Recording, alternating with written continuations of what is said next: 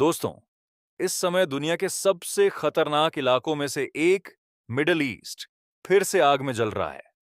Iran, Israel और United states के बीच जो टकराव शुरू हुआ है, वो अब धीरे-धीरे एक बड़े युद्ध का रूप लेता जा रहा है।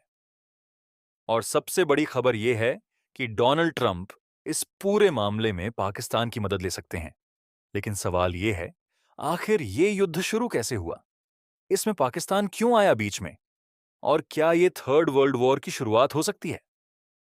आइए पूरा मामला समझते हैं, आसान भाषा में।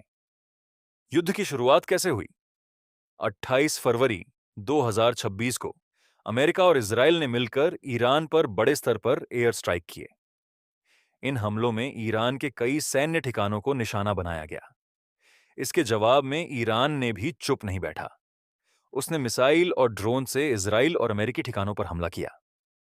यानी सीधी बात, अटैक, काउंटर अटैक और फिर लगातार बदला। इसके बाद पूरे मिडिल ईस्ट में तनाव फैल गया। हालात कितने खतरनाक हैं?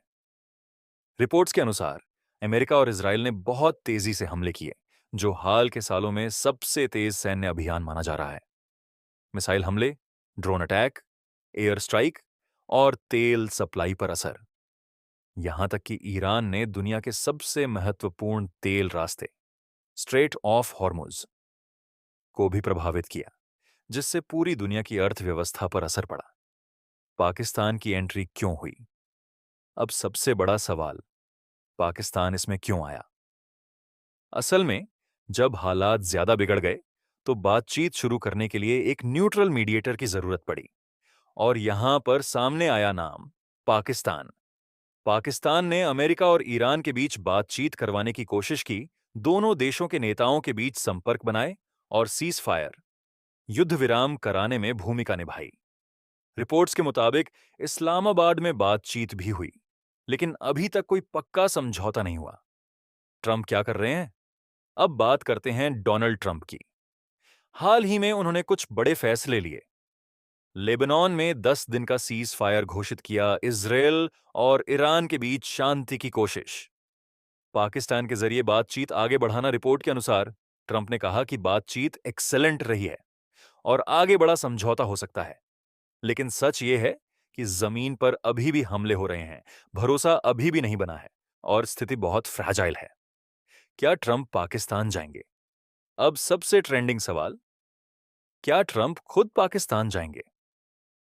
अभी तक ऑफिशियल कॉन्फर्मेशन नहीं है, लेकिन यूएस डेलीगेशन पहले ही पाकिस्तान जा चुका है। इस्लामाबाद में हाई लेवल टॉक्स हुई हैं। पाकिस्तान इस समय मीडिएटर की भूमिका में है, इसलिए एक्सपर्ट्स मानते हैं कि अगर बातचीत आगे बढ़ती है, तो ट्रंप का पाकिस्तान जाना पॉसिबल हो सकता है। दुनिया पर क्या असर पड़ेगा? इस युद्ध का असर सिर्फ इन 3 देशों तक सीमित नहीं है। ऑयल प्राइसेस बढ़ सकते हैं, फ्लाइट रूट्स बदल सकते हैं, ग्लोबल इकोनॉमी पर असर, इंडिया जैसे देशों में महंगाई बढ़ सकती है। यानी ये सिर्फ एक रीजनल वॉर नहीं है, बल्कि ग्लोबल इंपैक्ट वाला क्राइसिस है। क्या ये वर्ल्ड वॉर बन सकता है?